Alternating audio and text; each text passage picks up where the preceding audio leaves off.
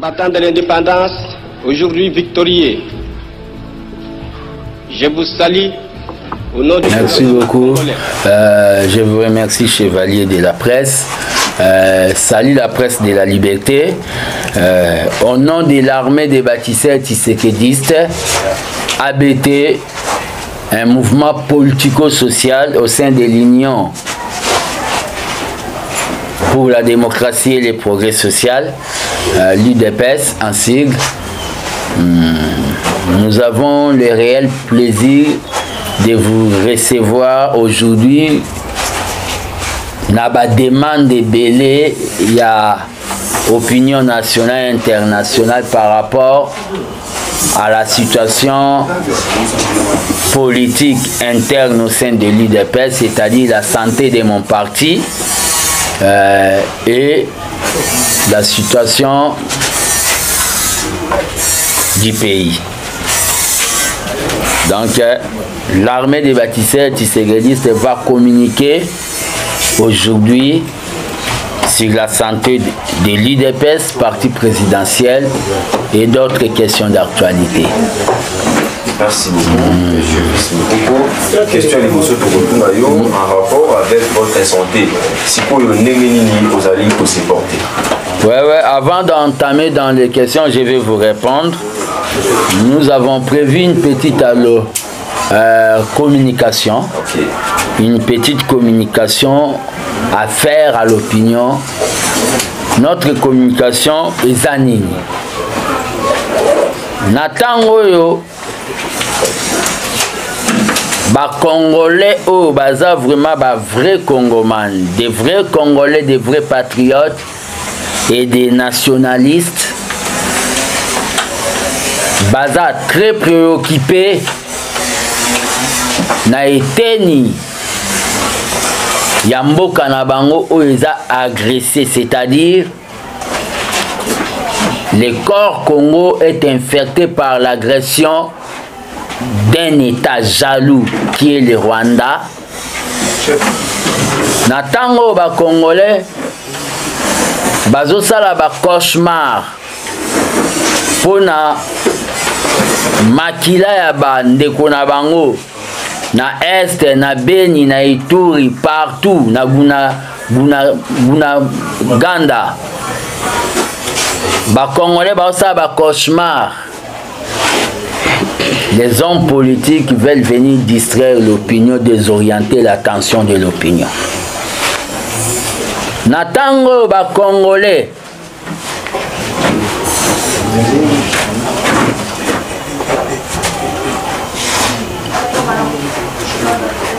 il faut apporter appui na ba FARDC. Les hommes politiques viennent tenir des discours, il y a déstabilisation, il y a morale, il y a ba éléments na biso baza sur terrain au bazo pe sa vie na bango jusqu'au sacrifice suprême pour défendre la patrie au Babengi Congo. C'est vraiment regrettable pour les hommes politiques actuels au bazo mibenga, les hommes politiques modernisés ou civilisés, de voir que bazo bosana ou babengi cible, c'est-à-dire conquérir, stabiliser ou babengi la situation il y a Est jusqu'à présent pendant beaucoup de décennies. Et salut au Babengi, un océan de secrets. L'armée des bâtisseurs tshisekédistes, un mouvement au sein de l'UDPS, avec comme identité des non-fanatiques, c'est-à-dire des non-dialélo, a voulu parler aujourd'hui sur au Babengi, la santé de l'UDPS, référence de la politique congolaise, la machine et l'école qui est Tshisekedi, le père Étienne avait créé de se comporter. Par rapport à l'Est, l'armée des bâtisseurs tshisekédistes remercie le gouvernement des warriors na position na bango fixe et constant une position constante pour la Koboya proposition ya président Museveni ou ya lobaki keba koka qu'on négocier na M23 et le gouvernement est fixe pour encourager bateau bazo sala quand même ce que veut le peuple, que demande le peuple.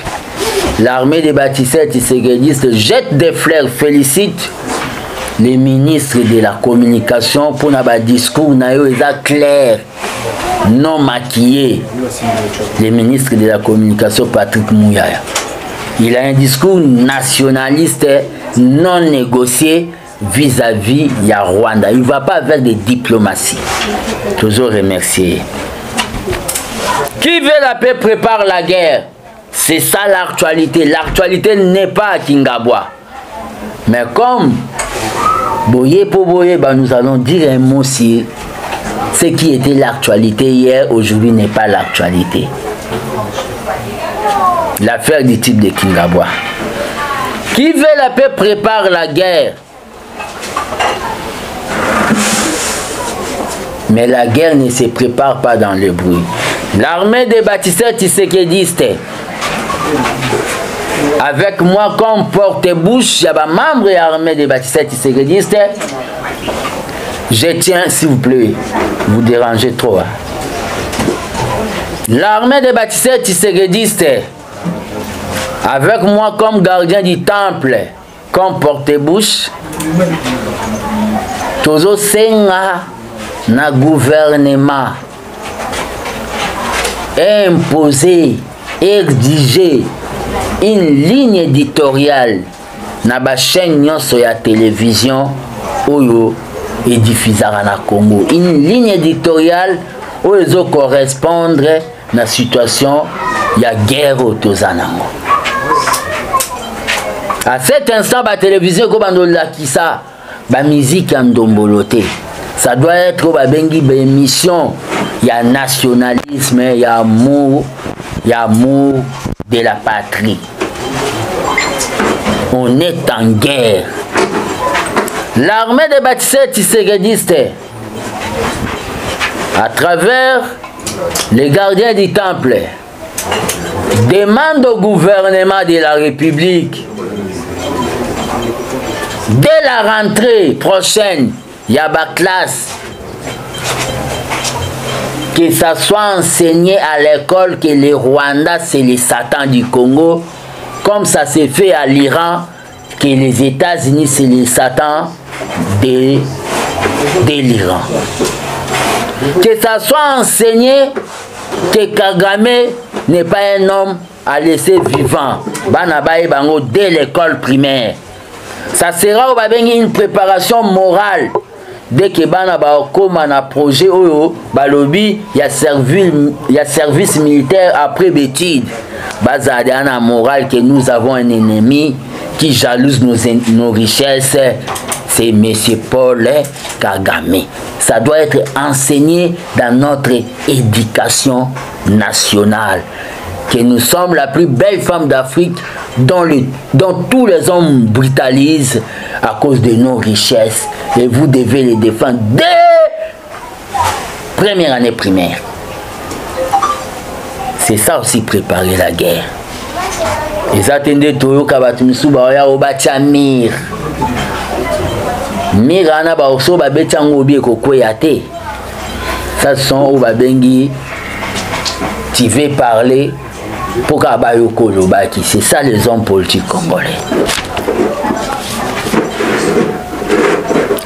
Tout le monde attendait que les gardiens du temple de la démocratie puissent parler de ce qui s'est passé à Kingabwa. Je ne voulais pas parler de ça, c'est-à-dire la sortie donnée au Babengi, une réponse à la sortie médiatique. Il y a M. Jean-Marc Kaboun. Je ne voulais pas parler de ça parce qu'il y a 3 ans passés, j'avais déjà parlé de tout ce que les autres commencent à parler aujourd'hui. J'avais parlé déjà d'un villa qu'on construit à Kingabwa avec un main-d'œuvre chinois, il y a 3 ans passés. J'avais dénoncé déjà 3 ans passés que bazote kaba poste à combattant. 3 ans passés. J'avais dit déjà que cet homme était un Blaise Compaoré tout près de Thomas Sankara. C'est-à-dire Sobokei na Burkina Faso, s'il vous plaît. Ne me déconnectez pas. Je commence déjà à vibrer. Sobokei na Burkina Faso. Il y avait des frères qui ont pris les pouvoirs. Mais eux, c'était un coup d'État. Mais nous, ici, c'était de manière démocratique. L'autre a jalousé, l'autre l'a tué. Gardien du temple de la démocratie, avec les dons prophétiques que Tshisekedi le Père m'a donné, j'avais vu déjà à M. Jean-Marc Kabound, ex-compagnon, qui a déserté aujourd'hui le combat de la lutte pour l'instauration d'un état de droit, Namona qui est déjà caractérisé na jalousie à Lucifer. Il a été précipité dans ma belée. Namona qui est que azalaki caractérisé na jalousie à Obabengi.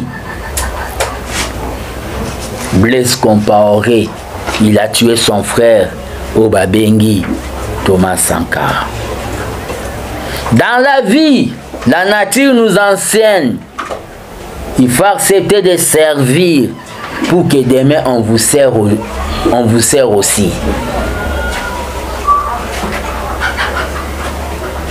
La nature nous enseigne ça.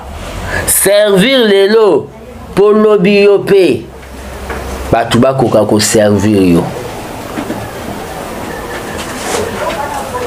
Jean-Marc Kabound s'est démasqué. La page de Jean-Marc Kabound était déjà tournée.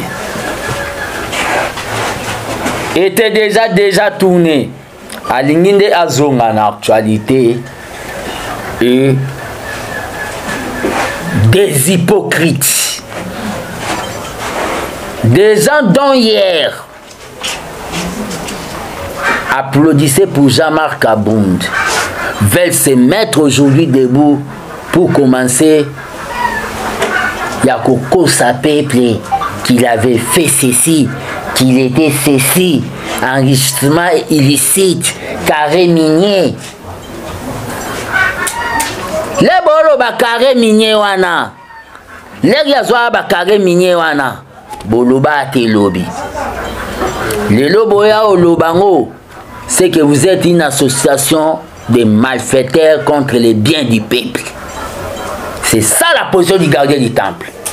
Un homme responsable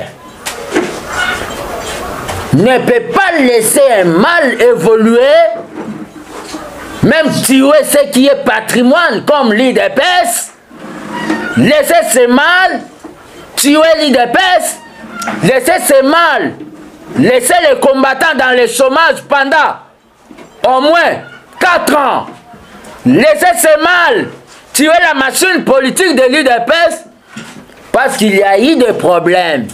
Aujourd'hui, vous venez ouvrir Minoko Nabino pour bolobaki Kabound ceci, Kabound cela.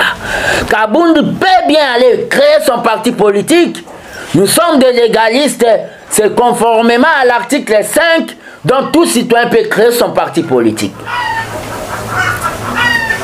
Mais ce que Kabound a fait, il est en train de chercher Bataille Maboko Bakangae pour te fabriquer leader.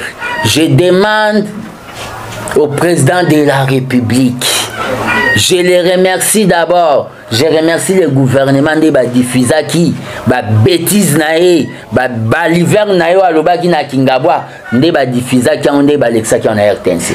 Ça démontre notre sens démocratique et ça contredit ce que M. Jean-Marc Kabound a eu à dire Nanda Kune ou et Salama avec un main d'œuvre chinois.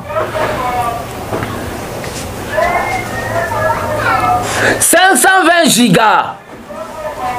Les problèmes des cartes de membres de l'UDPS, la mégestion du parti, ça a été déjà dit 3 ans passés par le gardien du temple.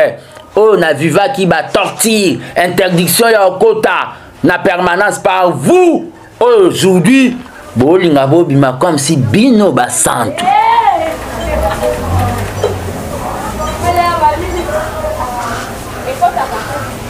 Enrichissement illicite de M. Jean-Marc Kabound. Bino. Avant bolongola nzete na lisu ya mutu. Bomi longwana na lisu na bino. C'est biblique. Baya ba caméra cachée par bino ba kuta bino boza ndenge biso toza ndenge biso toza ka nde tozala une opposition. Na bino bato bolinga bolo bawana. Vous savez, manière où s'enrichir. Bah discours où tenir à limiter c'est les faibles qui vous applaudissent. Mais les gens avertis, bateau bazar maele, bah ben une association de malfaiteurs. Bo pesi soni na tiseke di le père. Bosa elo alobate. Bon, comme ça qui dit, il dépêche li Kelemba. Il y a 3 années passées dans le Bakango. Bah comme si il dépêche li Kelemba. Bango balie balingi ba combattant baliate. Lelo nakata li Kelemba na bino. Et bimsel bino mindondo. Boko molinga boya ozwa ba combattant. Po ba bundano bitumba. Combattant au lieu à quitter soko ko défendre UDPS défendre en andenge na yo kozwa ordre mon côté ya batu nyonso ba koma ba nouveau riche o ba mona kibino ke botika na obongo bobetela bango maboko bango nde ba cadre. Combattant réfléchir pour venir à partir na yo moko de manière libre, sans influence ya mutumo. Il y a d'autres qui parlent dans des médias. Bah on dit bah ça la mandat spécial, il y a confusion, il y a Jean-Marc Kabound. Les lobes beaucoup mabolo balabato. Je ne défends pas Jean-Marc Kabound. Surtout à vous les chaînes de YouTube. N'allez pas mettre des titres que le fils à côté de Jean-Marc Kabound. Je suis entré dans celui qui va mettre ce genre de titres. Ça sera son dernière fois à entendre un micro. Soyons déontologiques. J'analyse la situation de manière impartielle. Mais c'est Jean-Marc Kabound. Il a tout dit. Mais tout ce qu'il a dit, ça a déjà été dit par nos opposants. Abimisi Elo Wasikate, il n'a pas inventé la roue. Qui veut noyer son chien l'accuse de rage. C'était ça au babengi communication. Muto alingaka bo mambwana ya zinse na mai, aluba mbwana ya zana maladie yamaba je crois. Il rage.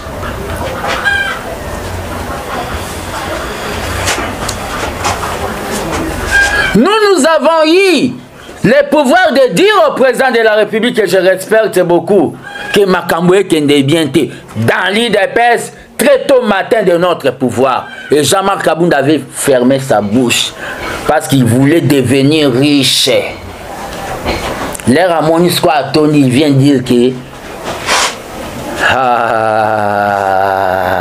Zalaka anaka na bino ba nouveau riche, tika biso babolaka anaka na biso, 2023 c'est bientôt. L'opposition aujourd'hui, tout le monde s'est dit de l'opposition. Oh bozo mona bazo s'est déclaré ba komi ba opposant na régime na biso. Je regrette tout effort que ba combattant msuba mona ngo mabe. C'est ça qui était notre combat. Dans notre pouvoir, lié au président de la République, Aloba, nous devons avoir des contradicteurs. Nous devons avoir l'opposition. Mais il y a opposition et opposition. La vraie opposition ici au Congo, c'est le FCC. Entre guillemets, c'est le PPRD. Parce qu'ils étaient au pouvoir. Bisoto Yepsi Bango Bolongwa na pouvoir, tozu pouvoir. Automatiquement, dans un jeu démocratique, il faut qu'il y ait une opposition. C'est ça le cas même à Brazzaville. L'IPADES de Pascal Lissouba au pouvoir. Balongwa na pouvoir. PCTZ pouvoir. Automatiquement, l'IPADES à Pascal Lissouba va kenda en opposition puis baza en opposition. Même cas avec MCDDI, il y a Bernard Kolela na Brazzaville. Mais les oppositions autocomiques au monde, il y a un Nouveau Testament. Parce que tu n'étais pas classé dans les gouvernements. Au Komio Balobana qui Congo Boubou Tombo Kele. Tu deviens opposant. Les oppositions au monde, telles que les cas de Jean-Marc Kabound, opposition basée sur la jalousie.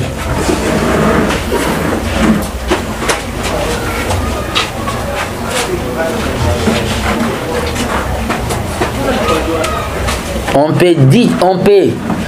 peut tout dire sur le président aujourd'hui. Mais pour être président de la République, premier sacrificateur de son peuple, ça vient de Dieu. Aucun forcé. Même dans la Bible, Dieu choisit Moïse avec des défauts et Ali Koukouma. Il a choisi comme ça. Même dans la Bible, Dieu choisit Noé sous l'art. Mais à Sali, Dieu a choisi le président Félix. Lui-même sait pourquoi il a choisi. On ne force pas la nature. Okoya kusi sabana na opamba. Pesa mwana liboso pour comme président. Ok, sous pesa mwana mibale pour comme président. Pesa mwana misatu aussi si bana enta botika ina mwasi nanda kubozanga bana.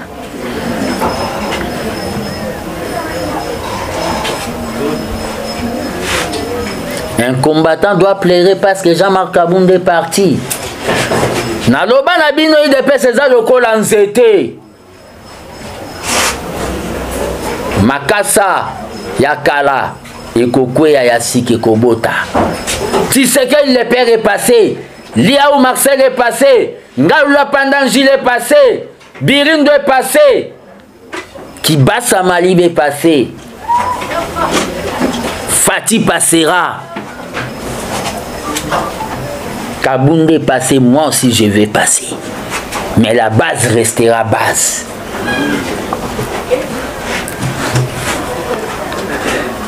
C'est regrettable pour un monsieur comme Jean-Marc Kabound. Où ils ont personnalisé le combat de l'IDPS qu'ils aillent. Pour Nanga gardien du temple, victoire, il y a présent Félix. Ils aillent combattant à l'IDPS. Où il y a Télémaki debout. Puis il y a peuple congolais. Où il se présente qui n'a irne à l'objet qui est l'embé misère la plus noire. Ils ont une individualité. Voilà l'égoïsme d'un homme politique. Voilà l'égoïsme d'un homme politique.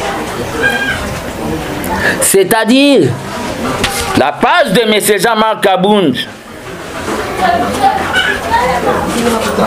est déjà tournée. Voyons maintenant comment nous devons organiser l'IDPS.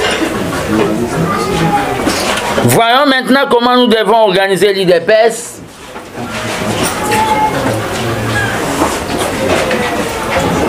Nakozonga na obabengi les fondamentaux de l'IDPS. N'arrêtez pas Jean-Marc Kabound, sinon vous allez les faire un leader.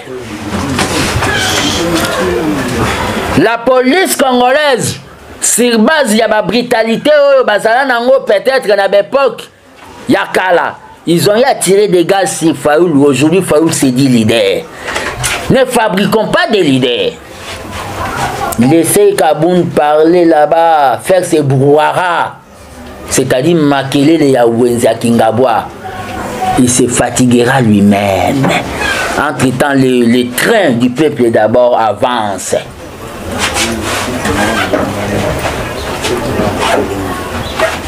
Voilà les goûts du pouvoir. Si, filmez-moi.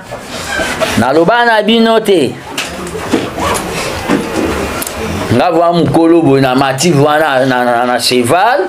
Goube watemiana. Aloba. Voilà les goûts du pouvoir. Y'a pas de vie. Si, filmez-moi. Goube wazong c'est on va balancer ça dans les réseaux sociaux. Voilà personnalité politique. Les lois ont comment donner des leçons.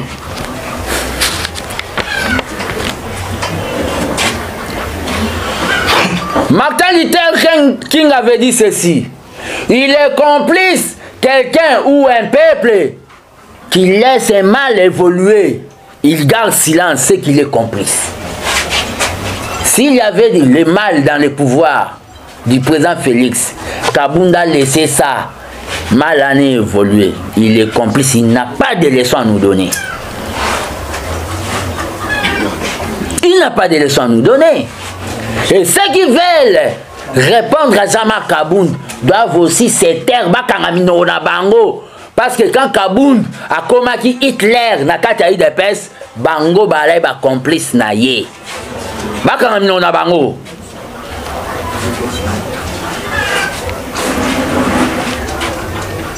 Tout ce que Kabound a dit, Ezao Babengi, offense au chef de l'État, Ezao outrage.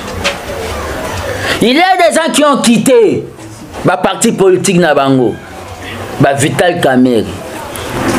Boyoka bango ba finga Kabila ndenge Kabound a fingi. Il y a des gens qui ont quitté le parti politique Nabango, Zébélé. À Monique, convenance personnelle à Longwe Nae. Mais yo lingo lungwana yo d'abord ba longo la ki yo ozangina mamba oloba olingo oyepo o annoncer loba ki ngana osama kamnanga yangai na ndenge nanga mbamo yo bando finga mutu faible d'esprit. Faible d'esprit.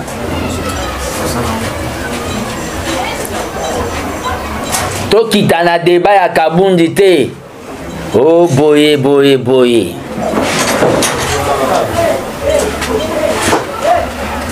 Na makambo ba carré mignon bozolo bawana. Je n'avais pas dénoncé qu'il y a des gens dans notre pouvoir, à tout moment ils sont au Katanga. Et là on y bakenda ça kuna kozwa Coltan. Je n'avais pas dénoncé ça. Vous m'avez tabassé à l'y mettre là-bas, non?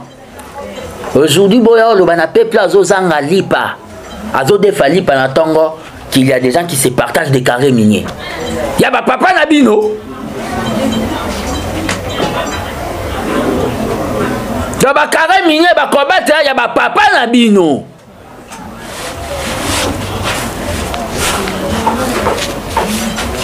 Carré minier.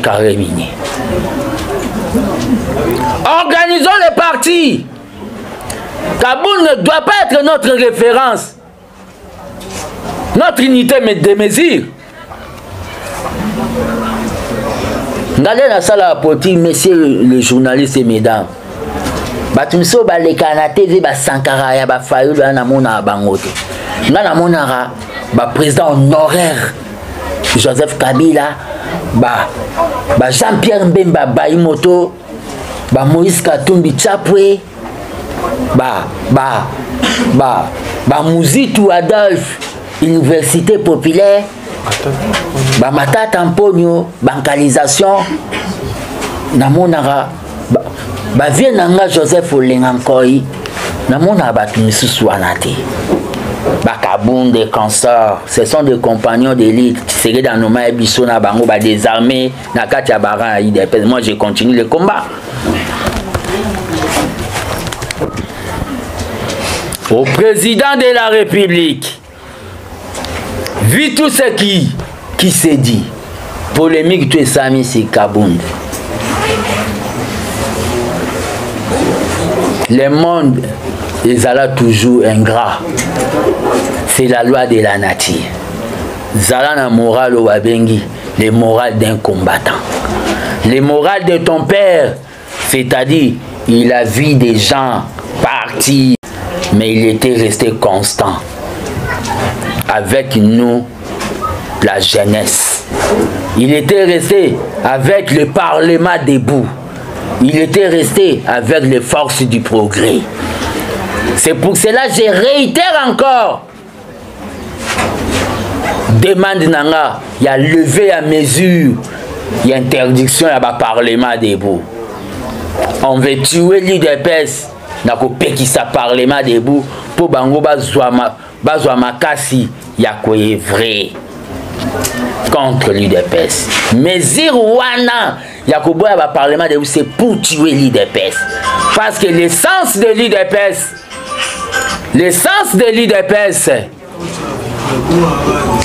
s'il vous plaît, l'essence de l'UDPS, la force de l'UDPS, c'est le Parlement debout.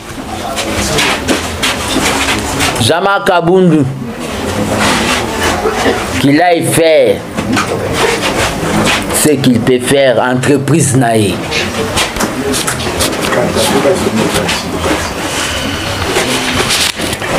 Message à tous les combattants. Message à tous les combattants. La lutte continue. Laissez les faibles tomber. Au président de la République, j'allais dire, ça voulait m'échapper.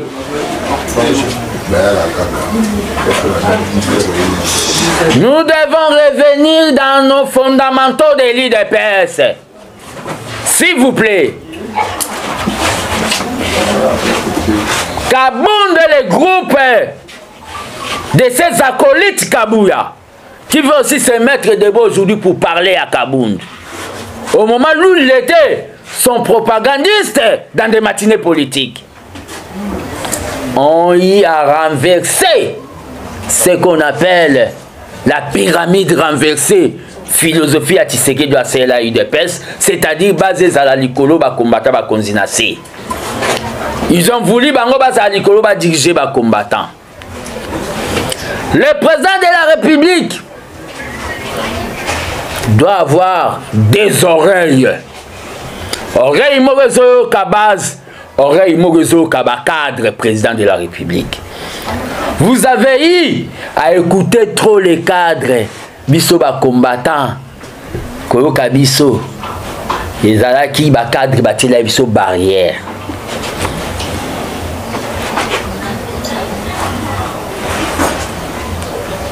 Les 70% que vous avez donné à M. Kabound pour la misala ba combattant, j'ai eu à révéler que Baote Kango il y a beaucoup de temps. Ah, Amela Masanga. Ah, c'était Yamela Ramasanga. C'est un fou. Le place de Komi Amour.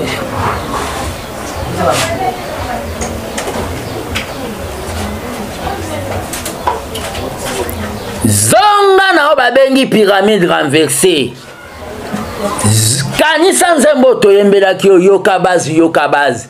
Nde toyebisaki yo na Genève retirer signature pour retirer signature.